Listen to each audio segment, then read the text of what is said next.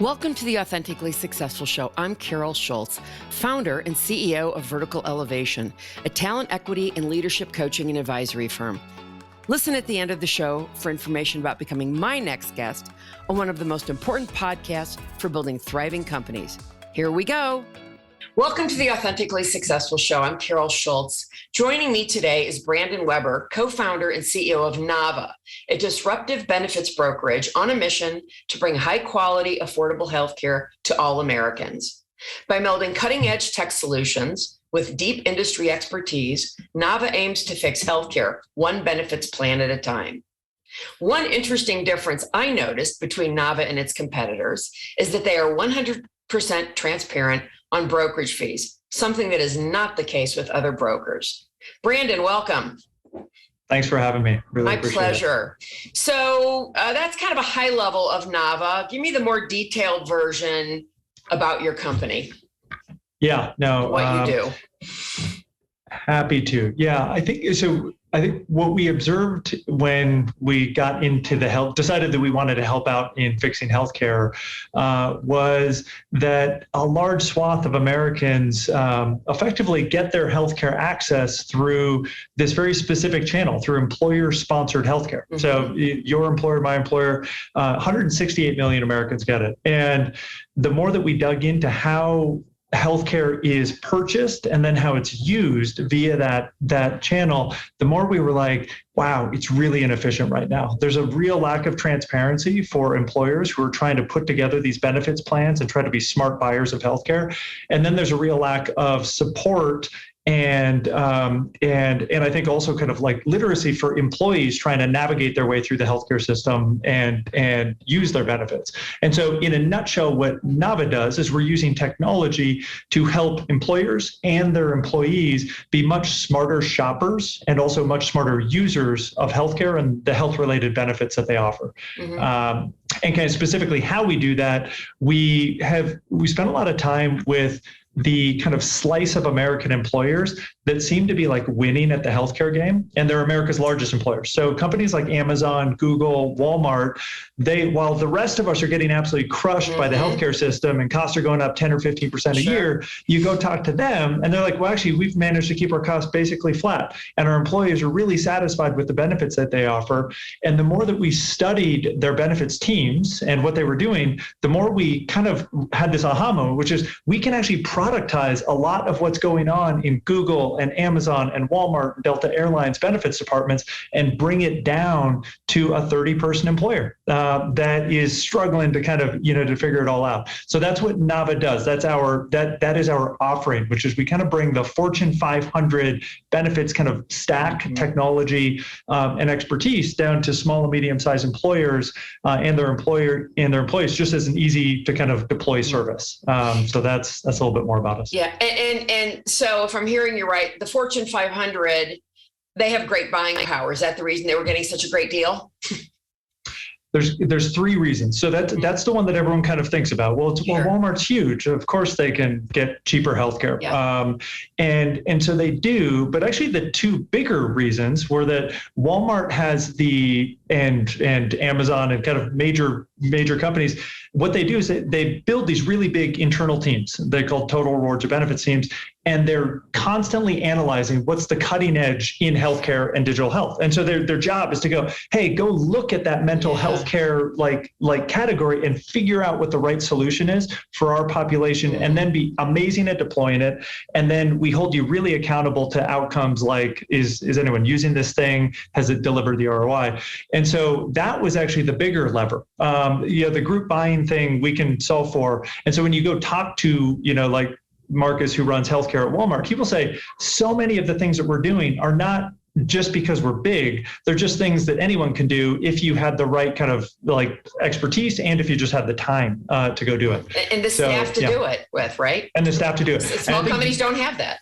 That is it. I mean, that is the number one thing we think about is like most of these companies have a one-person HR team, and there's just, meanwhile, like these big companies have 50 people who are dedicated to making this happen. So Nava fills that gap. We're that outsourced 50-person kind of, team.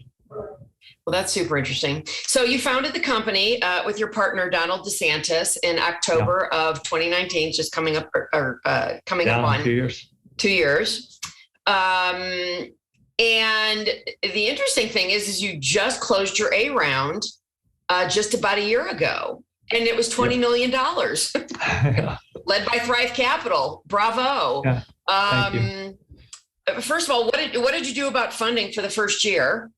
And what was it about Nava that had Thrive lead this very large Series A? Yeah, great question. I think so. Donald and I have had an advantage in that we had spent about 7 years building another company that ended up being successful and really achieving a lot. And so I think what folks on the call kind of will resonate with is like second-time founders do have an inherent advantage when it comes to capitalizing their next kind of big idea. Yep.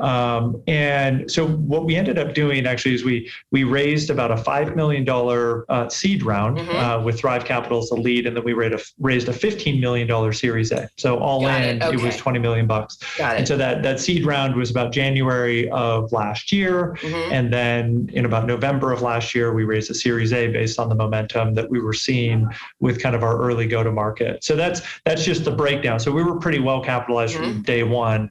And I would say we are very well capitalized given our stage, largely and because we have great ambitions. And I think that the other element there from a fundraising standpoint is when you build relationships with investors where like you've been in the trenches together and you've seen the good, the bad, the ugly, and seeing kind of how they do in terms of just their ability to help you in terms of their ethics, their strategic support, and vice versa, you really want to work with those folks again. So that was kind of mutually how we did that. So Thrive was one of our earliest investors in our last company. They were with us kind of through the early days and the bigger success. And so we got to know them really well. I've personally known the team over there for over 10 years. And so they were kind of a natural partner for us to just like strategize on as we were like, hey, we really want to take a big swing at healthcare.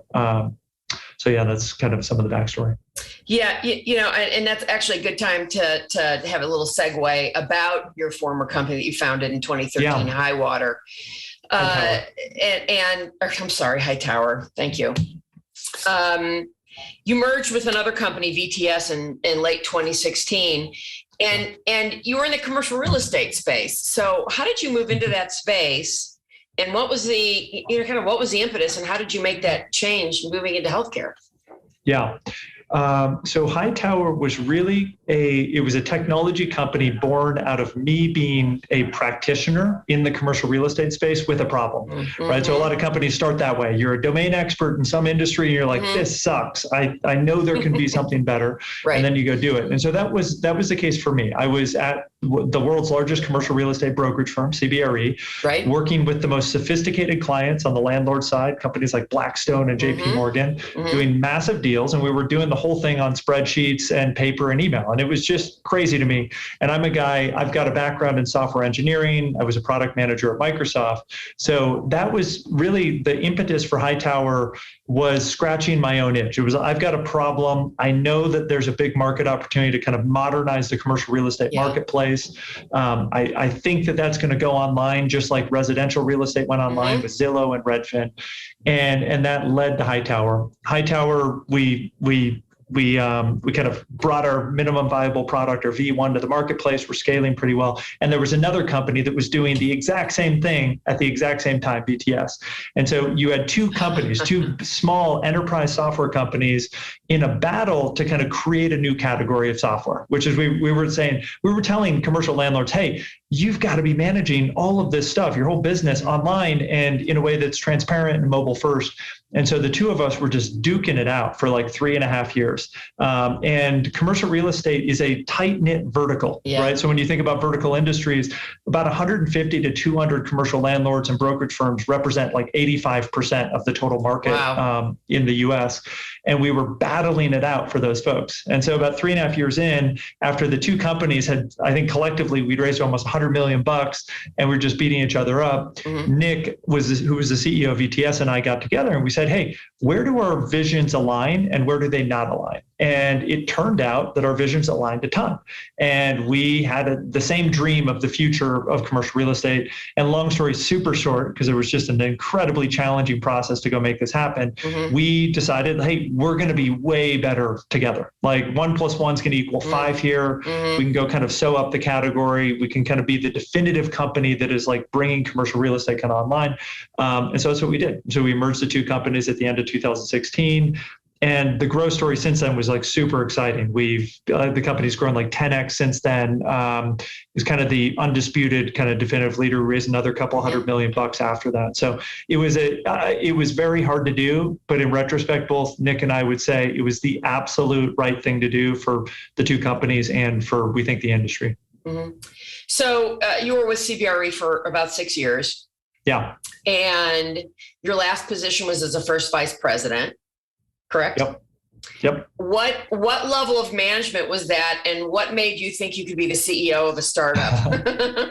It was 0 level of management, pretty much. It was, I mean, big fancy title, like the banks. Everyone's a VP. 100%. Well, it's actually, I'd say it a different way. The title was completely attached to production, not leadership, right? So I had a senior title because I made the company a lot of money. We had a big book of business, but in terms of like org structure, leadership, I had a business partner and we had 3 folks working for us. I put that in quotes because it was mostly like a team of just kind of collaborators that we were out trying to grow our book of business. So coming into my experience as a first-time founder, I had almost 0 like direct people management experience. Right. I was drinking from the fire hose. I probably made every single mistake in the book. And I do what I tell a lot of first-time founders. I'm like, you can do it. Like, it doesn't matter if you don't have that experience. Like, you will like screw your way up through to success in many ways, but you just have to give yourself you have to give yourself the opportunity to do so. So yeah, that was kind of my transition. It was a very and just to put it in perspective, like I went from that role at CBRE to Hightower, and we hired 60 people in the first 18 months. So all of a sudden I was the CEO of a 60-person company with like multiple levels of management. We're trying to figure everything out. And it was, I mean, you're drinking from the fire hose, that's for sure. Right. So you talked about all the mistakes that you made. What are a few of the high points mistakes that you made? And what did you learn, and what have you done differently this time? Yeah, I would say a few of the biggest ones. Number one, as a manager and as a founder, and you're building a company, the most important layer that you can build is your executive team around you, right? So who's running sales, who's running client success, who is standing up product engineering, and being a first-time founder who had never done any of that before. I'd never hired a VP of sales. I'd never hired a head of marketing. What I would have done in retrospect, I would have spent a lot more time talking through investors and through other founders, just the people who've already done the role. Because it turns out like I was doing a lot of like armchair theorizing. I'm like, oh yeah, this is definitely what, like our VP sales should do in this vertical enterprise SaaS category. And some of that is right, and some of that's wildly off. What I would, and this is advice I give to every founder that I talk to, is like, so now get outside the building, just like you do with your customers and building product, and go talk to 5 VPs of sales who are in a very similar capacity, and then go talk to 3 investors and go, what do you see in the best, kind of heads of sales in similar companies?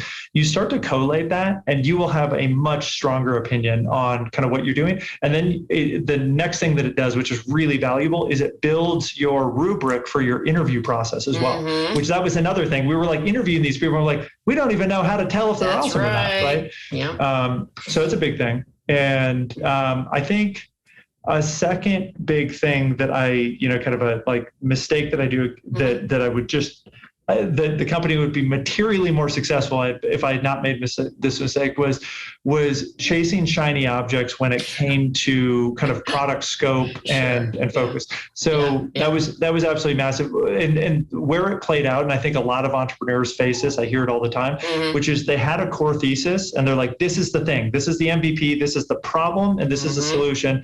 And they start iterating on that and get traction. They get product market fit. And customers are like, actually, this is pretty good, but you need to do these other things. And then they start growing that aperture in terms of scope. Now, there's like parallel scope. They don't go deep, they go wider, and they've got less conviction the further they go away from their kind of core thing, and their product just gets less good, and they slow down their perspective on solving that core problem amazingly well. I virtually smack founders in the head like all the time going, don't make that mistake.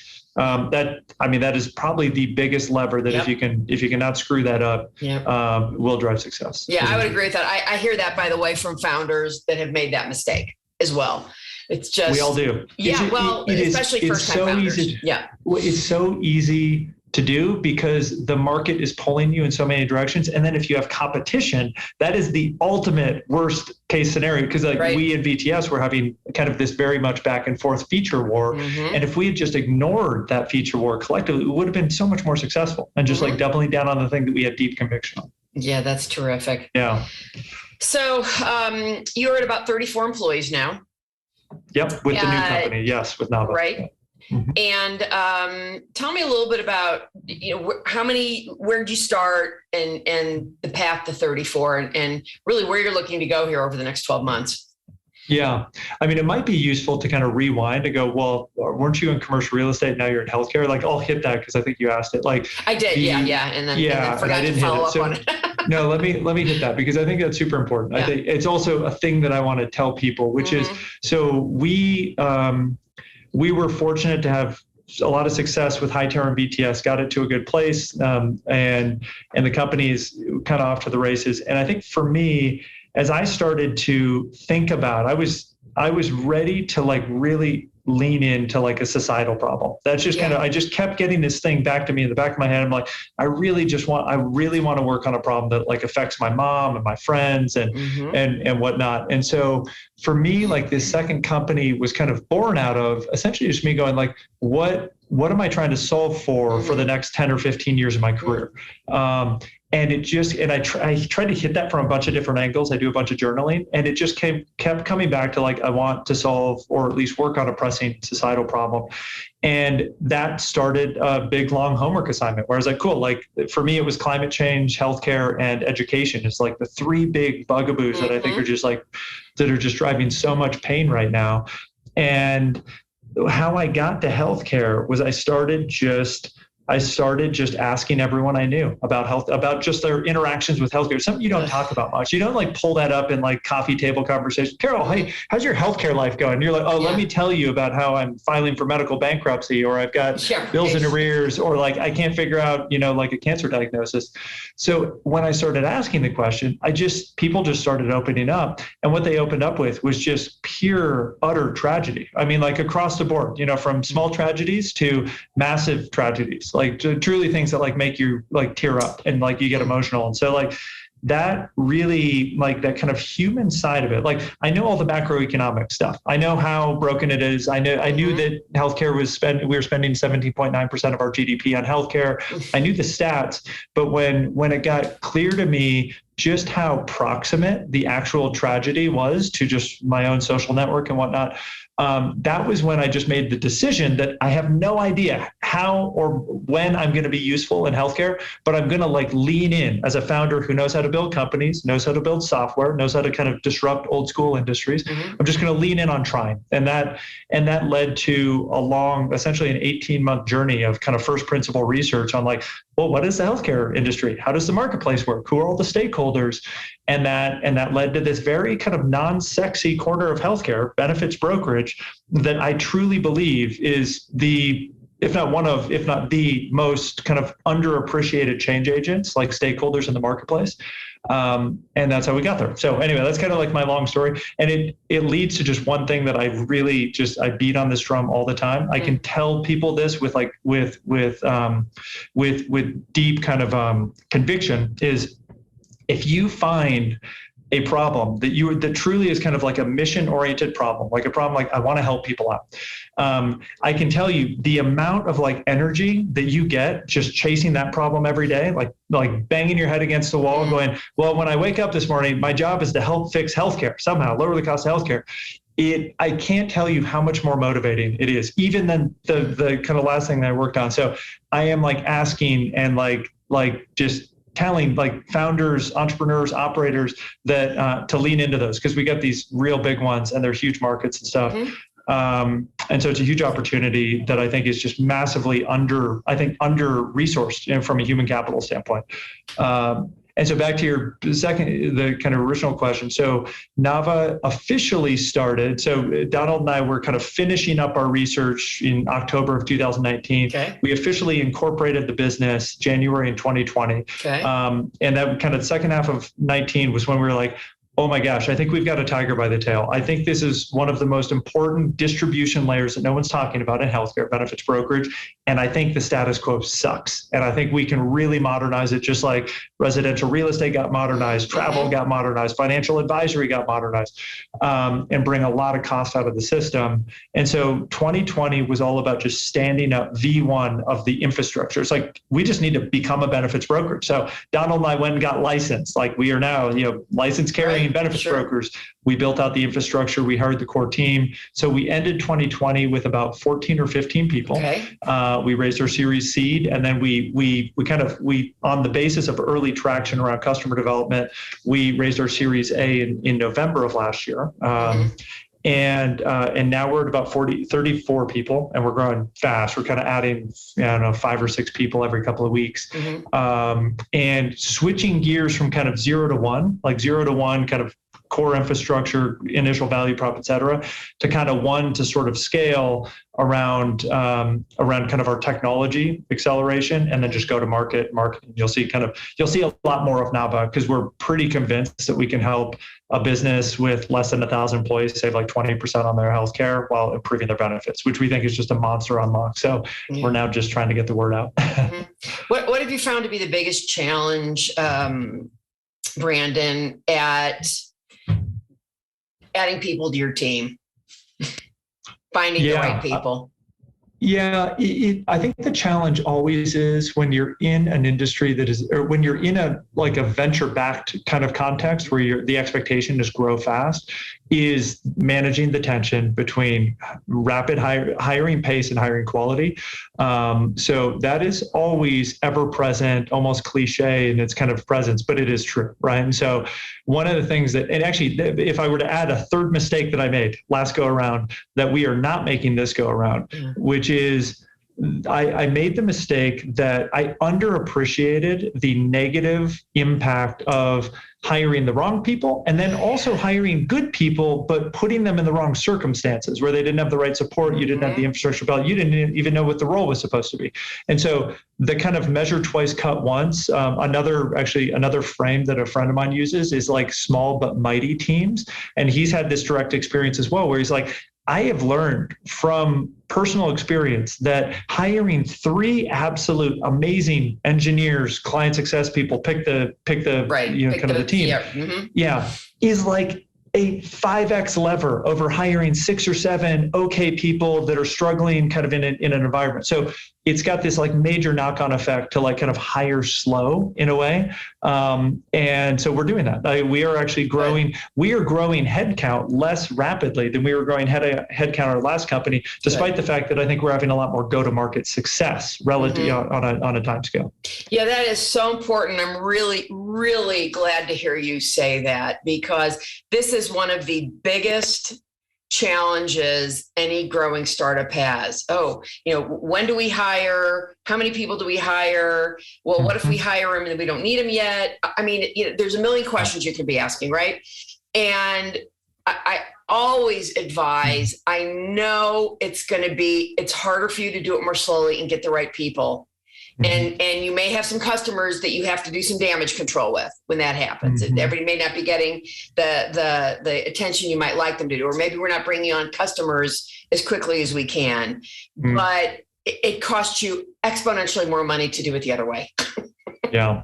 One thing that I've actually even noticed, so I've noticed that it's in fact kind of a fiction. Like one of the areas that we hired fast and did not measure twice was in like go-to-market sales, et cetera. Mm-hmm.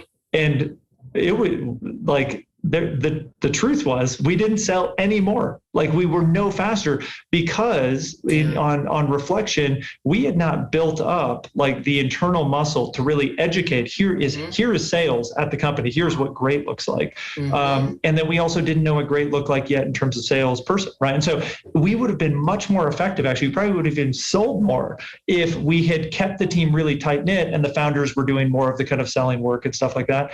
And so that's actually the other interesting thing I think is a lot of times it just truly does not even move the needle incrementally, even if it like efficiencies drop, because there's so much kind of loss in productivity. So that's a big one. And just one kind of tactic that I use to make sure that in the hiring process that you just don't, kind of like proverbially just like, kind of miss the dials. Just like you have to talk to at least 5 people on site.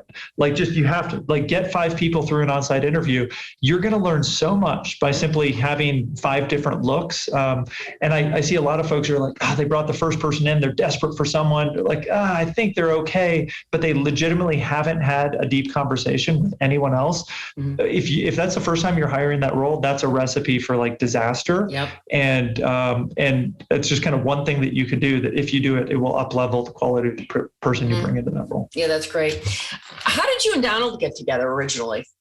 Yeah. It's awesome. I was at CBRE back in like 2012 going, I cannot sleep because I just know that someone's going to do the thing that I want to do.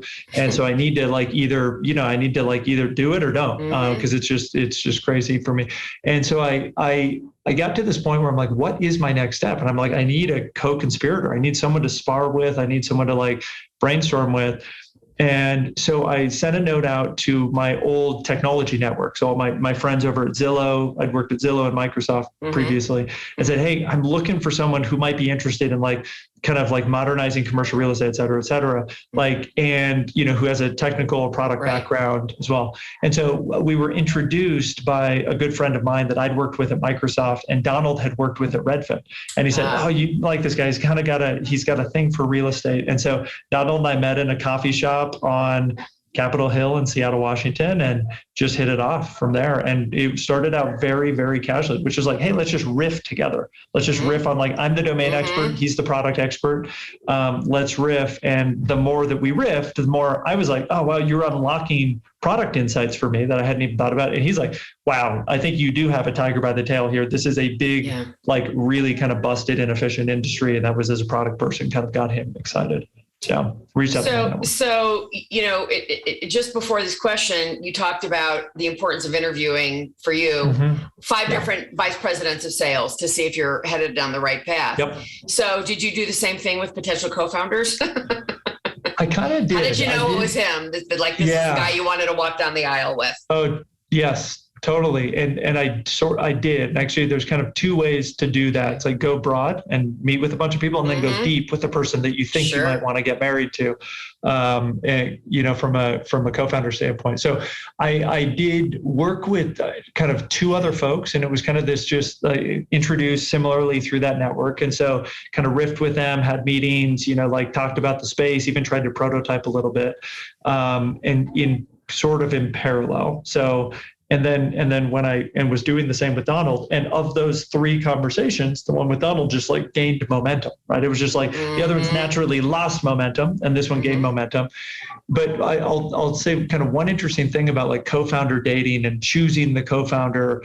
We then got a 3rd co-founder, Niall, our CTO, who's currently the CTO of BTS. And the 3 of us said, we were very much kind of trying to be like really thoughtful about this. And so we basically were like, we got to figure out if we're going to work okay together. So what can we do to kind of put ourselves in like the game time environment, like ahead of time? Right. And so we went up, there were these hackathon competitions called Startup Weekend that are around the country. They do it's like 48 hours, just super hardcore kind of. And so we went up, we drove to we're like, is there one of these in the next week or so that we could go find? Turned out there was in like Northern Canada. So we drove like 9 hours from Seattle up to this tiny, fairly small town in Canada. And we did a Startup Weekend hackathon together. And we got to the end of that and we're like, we still like each other. This is good. And actually we performed pretty well. So that was a big thing for us, where I encourage people to do the work together. Like, just get into the work. The work will tell you, like, if this is working out. Right. So, yeah. I think one of the biggest mistakes, and you certainly solved it in some great ways, because it does not look like you made this mistake, is that people think they think it's going to be like it is in the honeymoon stage. Right. I mean, think of, think of one's dating history. Yeah. You go out with somebody and you think, well, I'd really like to see that person again. Totally. And then 3 months later, you're like, what was I thinking? Yeah. Couldn't agree more. Yep. So it's, people have to get into the work. That's right. They really have to start doing it and thinking about, this is the honeymoon stage. What's it going to be like when this is over with? Yeah. Do I still, am I going to still like this person? Do I still want to spend my time with them? Totally agree. And I would say, just like, don't define the relationship too early. You just don't need to. Actually, people really get over rotated on like, is this person my CTO? I'm like, how long have you known them? Well, I had one 45-minute coffee and then we're doing a whiteboard session. No, just riff. Like riff is like the term that we use to just take all the air out of the room and just kind of make it chill. And then momentum either builds or it doesn't. And then you do want to try to get into that game time environment as much as you can. Yeah. What would you say is the biggest thing that bothers you about your industry? My current industry? Oh boy. Or the top three. Yeah. Well, I mean, so we are in a healthcare crisis in America. Yes. I mean, it is not a problem. It's not a chronic issue. It is a freaking crisis. Right. Medicare and Medicaid are set to go bankrupt in 2027 if we don't total save shit them. show. Yeah. Right. It's so across the board. So like it's a 5-alarm fire here in healthcare. And so what bugs me about my current industry is that every single established kind of principle, regulatory framework, like custom is oriented around driving cost up and maintaining really, really low transparency for the end user and the consumer, right? It just, and the product, it's not, people are like, so Brandon, do you hate United Healthcare or do you hate so-and-so hospital? Not at all. Like, I hate the game, not the player. So it is truly is just a number of just, kind of standard capitalistic actors acting in a game of, whose rules are like defined, in a way that kind of leads to cost going up and quality outcomes going down. So I think like that's my macro beef with the industry. It's like, there is no other marketplace I've ever encountered. This is a $3 trillion marketplace where every single year, without fail, costs go up 5 to 7% a year, and user experience goes down. I mean, you can't find another industry that's been doing that forever. So that's my beef. I think the kind of the more specific thing I would say is that there are two things that are going to like set us free as an industry. One is shining light on the data that people need to make better decisions. And so we are very much in that business. Like we see ourselves as we are going to bring like employer benefits into the modern marketplace era where buyers can find the stuff they need. And then number two is what was I going to say? Number two is that you've got to bring competition. Like what is happening is actually a very simple, in my opinion, kind of root cause is a little bit like we're just competing on the wrong vectors.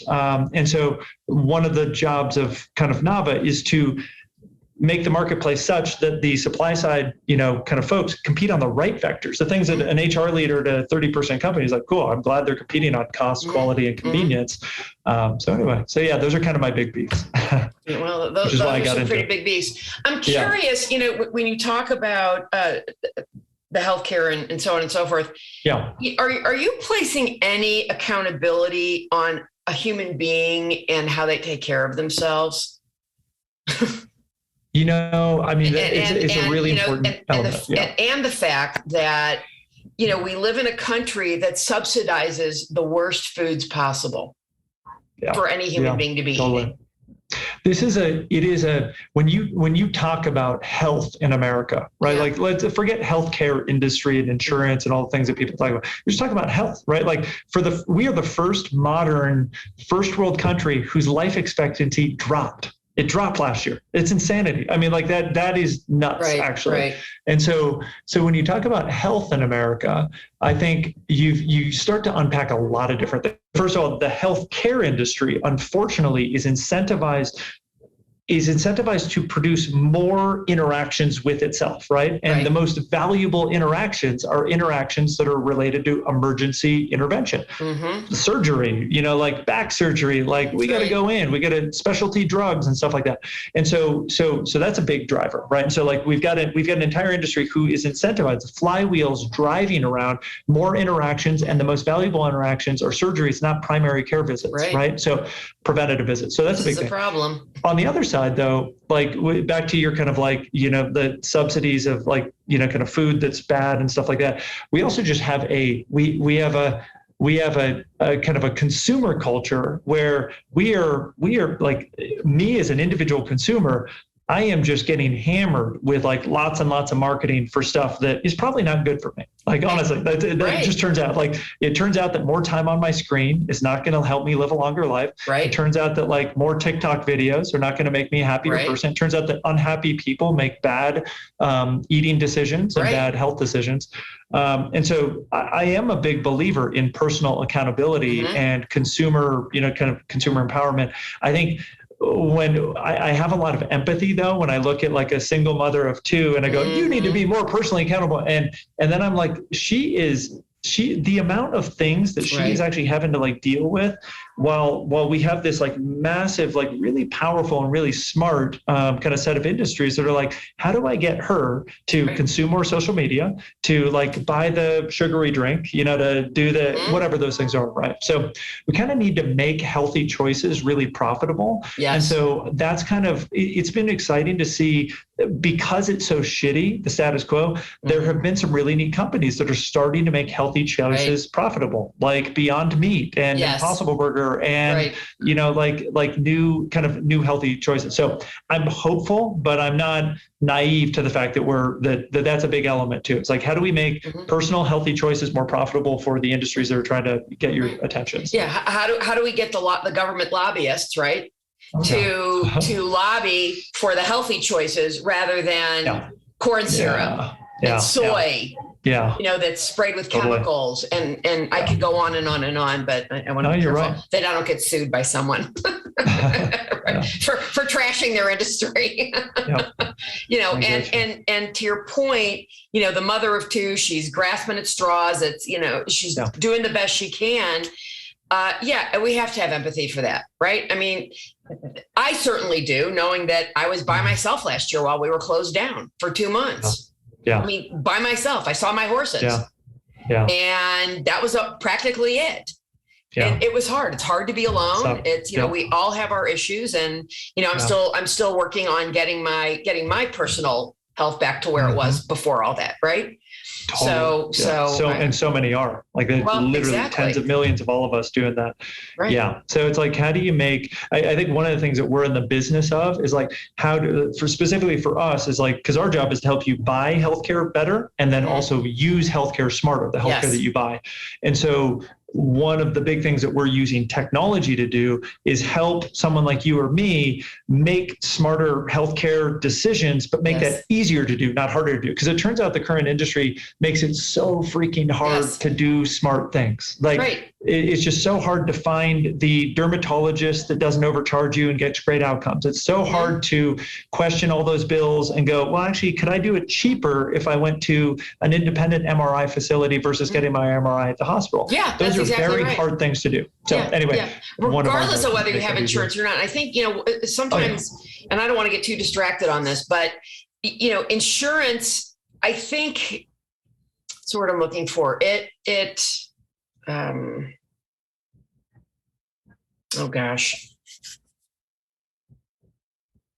causes people to just go listen to the doctor and, I can just go to the doctor and get this fixed, instead of really looking at what is the best option? I mean, I pay cash for a lot of stuff. Yeah. And people give you discounts for cash. Instead of enabling, thank you. Insurance enables people in a way that I don't think is effective. Often, it should be there to help you, but it shouldn't just be there because, I don't feel good, and and I'm going to go to the doctor, and I don't feel good, and I'm going to go to the doctor, and it's ridiculous. I mean, I went and had an X-ray recently instead of going to the doctor and doing it. I went to one of those facilities. You know how much it was? $25. Yeah. You know how much it would have been if I'd gone to the doctor? How much? Considerably more. Yeah, no, right? Totally. So, I mean, you just have to really think about it that way. And I think it's more and more people, and there's more and more options like Nava come out. People, my hope is people will start to realize there's a different way to do things. Yeah. And you're absolutely right. You need to make the different or the better way easier, because we are all in the end humans, and we kind of we do the easiest thing all the time, oftentimes.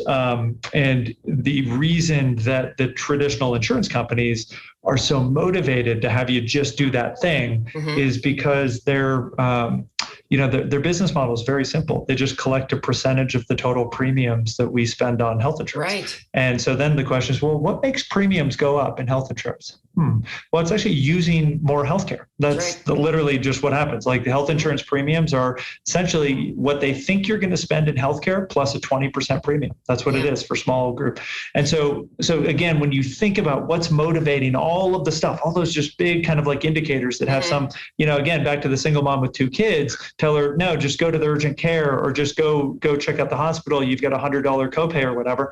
It is just very aligned to kind of the core business model. So again, it's making the decision that you made, right? Which is, hey, we can do a $25 X-ray at this offsite facility. How do we make that decision the obvious decision at that moment in time? Easier said than done, but that's what needs to be done. Yeah. I had to do research to get there. You did. Yeah. You had to go outside the curve. You had to go outside of the, of the swim lane to go figure that out. Right. And kudos to you. We need more people like you doing that. But listen, I sit in front of a computer all day, Brandon, and I've been in technology, surrounded by technology for almost 30 years. So for me, it's easy. It's easier than it might be for somebody who's I just got this smartphone. What the hell do I do with it? I can barely check my email. Yeah. Exactly. Totally. So how do you find your clients, or are you doing inbound marketing, outbound marketing? What does that look like? One of the big opportunities that we saw when we thought about how do we disrupt the traditional benefits brokerage industry was that the traditional benefits brokerage industry operates kind of customer acquisition and marketing like it's 1993. Meaning that I don't think they've really leaned into the things that have made really great B2B software companies great, which is you build an amazing community. You bring real, true thought leadership to your core stakeholder and actually teach them something really valuable.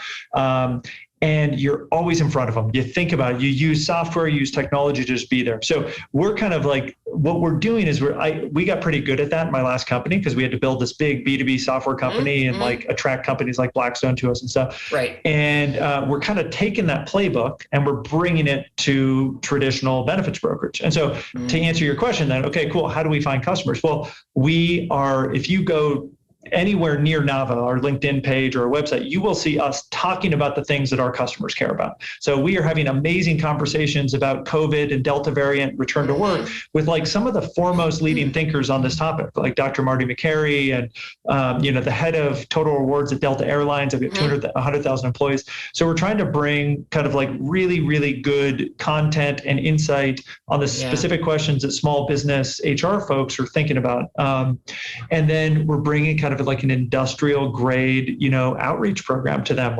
They've got to get to know Nava fast, right? We have to go from never heard of you to, oh yeah, those Nava folks, they're the ones that helped me kind of figure out that one thing. Or I sent my CEO the fireside chat they had with the head of healthcare at Walmart, because he's talking about something I've been trying to get that CEO to think about. And so that's worked really well so far. Actually, it turns out, and the reason I think it's worked well is if you talk to any HR leader at a company with honestly less than 1,000 employees and ask him or her, who do you have to look up to?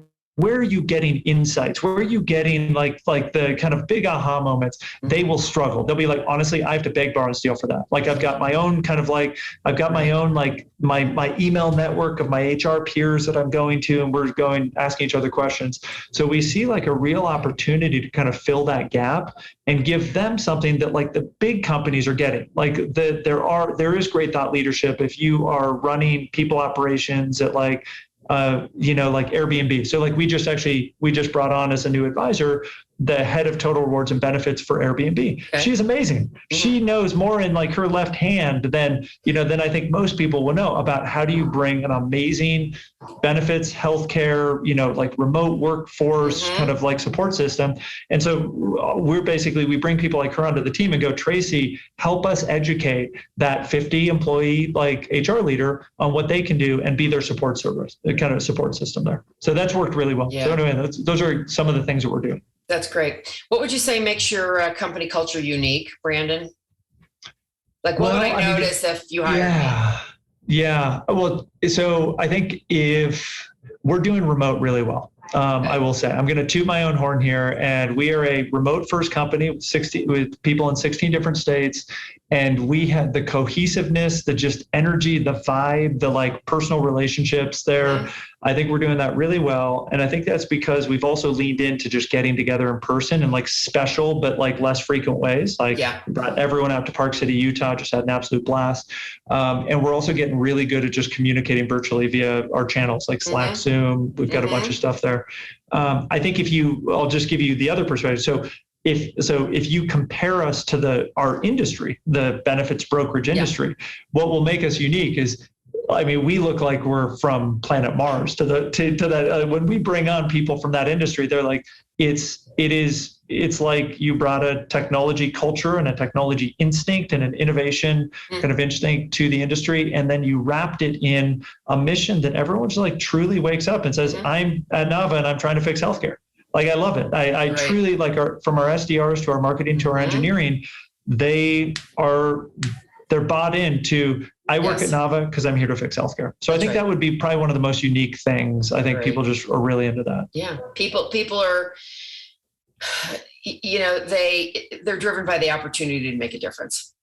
I am agreeing with that statement more and more. And that has become my biggest unlock. And like, it is just like, if you can start your company with that as its foundation, truly, it's like, I don't know anything else, but I know that I'm out to solve this like really big, gnarly problem, and I'm not going to finish until we've made some sort of dent. That will carry you more than any other awesome product idea, really killer technology, really cool kind of marketing spin on a solution ever. And so it's just monster unlock for sure. Yeah. Nothing comes across like passion. Really? It really, totally. It's authentic. Yeah. There's really nothing right you need to say about that. No, and I think the corollary to that is nothing comes across like genuine passion, and nothing generates genuine passion like a freaking mission where you're like, dude, I got to get this done. It's so fun to be able to talk to like your grandma and go, and she's like, because we've got people like starting new, and they're like, and we're talking about like, well, how do you describe what you do at Nava? They're like, well, I'm working on fixing healthcare. And everyone's like, grandma's like, thank you so much. Like, good job. Well, can you help Teddy over there? Cause he's got like the hospital issue. And it just gets you fired up. Do you have a sweet spot, or what range of employee numbers does a company need to have to utilize your to kind of be like services? So we're very focused on who's kind of the right fit versus who's not. Good. The right fit is when you get to about 40 or 50 employees, there's this kind of like inflection point of complexity around your healthcare and your benefits, up to about, let's call it 1,000 employees. Like that window is like complexity goes way up. In terms of like what you have to think about, and your actual capabilities and support from the traditional industry is just like terrible. Like it's just really, really low. So that's where we're delivering that kind of 20% savings, better benefits outcome pretty consistently. 40 to 1,000. 40 to 1,000. Yeah. So what are the poor people like me who have fewer than 40 employees supposed to do? Well, we're coming now, honestly, like in some ways, what we had to do. So there's a couple of things. There's an industry that we really like. There's a bunch of new players in the kind of the PEO industry, which is the kind of this like professional employment organization. So JustWorks, we really like. They're friends of ours. Their sweet spot is like 0 to 15, maybe 20 employees, and so they're great because it's just like you just hit the button and you're like, just figure out my payroll, figure out my benefits, and they do a pretty good job of wrapping that up into one. And so we kind of like they kind of hand the ball off to us when you hit that kind of next inflection point. But then I would also just say, like, what we're trying to do here is like we build the solution and then we try to productize this solution so that it actually can be like someone like you could literally just go on someday to Nava.io and just go, cool, just plug me into this like Fortune 500 benefits offering thing. And I've only got one person. I'm going to be 2 people in 5 years. I don't care, but I get access to it. That is what we want to do. But that's going to take us a little while to go and like kind of build the infrastructure on the back end in order needed to kind of be able to bring that solution down market. What would you say is the biggest threat to your company in its success? I mean, genuinely, I think the biggest threat is that we kind of lose this like kind of like relentless and almost like unreasonable orientation around our mission. Like that actually is the biggest threat, because I think like I have very deep confidence in the market opportunity. The market's $22 billion annual commission market. It's crazy. I have deep confidence in our timing. I think the timing is right, given the number of like disruptive point solutions that we can bring in. So it's really going to be an execution risk problem, right? Like it's execution risk. And then you're like, cool, well, we could screw up on product development and stuff like that. But it's actually more the biggest lever that we have right now is this maniacal kind of alignment around mission, which will help us recruit really awesome people. Like, dude, I want to be all in on healthcare, and then keep us really focused so that we don't do the thing, which is like, well, let's chase some near-term dollars and market share growth. If we cut some corners around like our commitment to transparency and alignment with employers, for example. So yeah, I would say it actually genuinely is that. So you live in New York, yeah? I split time between New York and Park City, Utah. So I'm actually in Park City, Utah now, going to be back in New York in November. Got it. Okay. So how do you spend your time when you're not working? Outdoors for me. Yeah. It's all, well, I kind of do this thing in the morning where I like do a little 10-minute meditation. I journal for about 20 minutes and then but when I'm not working, it's all, which is why we're here in Park City, spend a ton of time, because like the thing that kind of refills my cup like almost instantaneously is a hike, a trail run, mountain bike ride. So really focus on that kind of personally. And then my wife and I, try to just spend a lot of time together out in nature. And we're also, so we're kind of pretty passionate about that together. When do you head back east? Right before Halloween. Yeah. So we'll be out there for a while and then back out to Park City for kind of like the winter, ski season and stuff like that. Yes. I understand that. So if someone is listening to this and they're saying, wow, this is a awesome company, I have to investigate working for them. What do they do? Well, first off, we are growing like crazy and we're looking for people who are fired up about our mission. So easiest way, link our LinkedIn page or Nava.io. You go to either of those and we are just like very explicit about like all the different career opportunities. The other thing that I think about too is we've already had a couple of really interesting wins here is if you don't see the role, if you're like, well, I am a perfect fit for this is awesome, but I don't see the role in the 7 roles, just send us a note anyway. Because we actually have recently hired some folks where I don't quite fit, but like it actually ended up or like, actually we were thinking about something like that. So so reach out to us. Yeah, that's super important for people to realize that, just because somebody has a post up doesn't mean that they're not that you shouldn't reach out to them. Especially, and I've had people really push back at me on that. And I'm like, no, I've been doing this for 29 years. Yeah. If you think you are a fit for something, I'll tell you a quick funny story. I was coming out of, hopefully I won't lose any listeners here. I was coming out of the gun range last Tuesday from shooting. And some guy gets out of his truck and he goes, so you're a headhunter. What do you do? I said, well, I'm not really a headhunter anymore, but I'm not giving up that license plate I've had for a long, long, long time.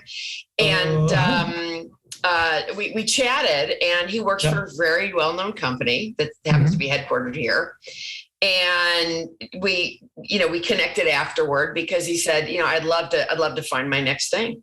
And I said, he's the kind of person that I would actually make the time to put in some calls to companies and say, look, I've got a guy here. Here's what his deal is.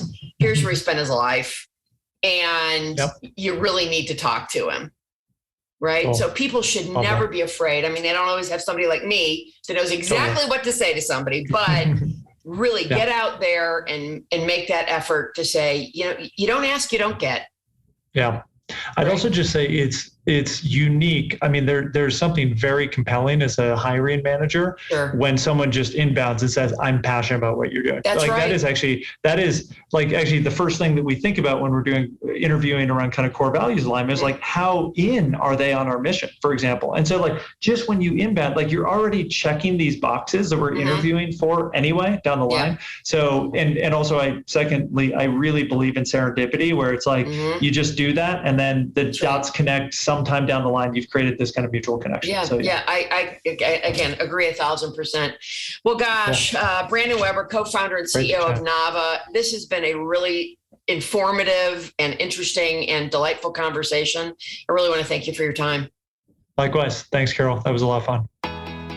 Thank you for listening to Authentically Successful.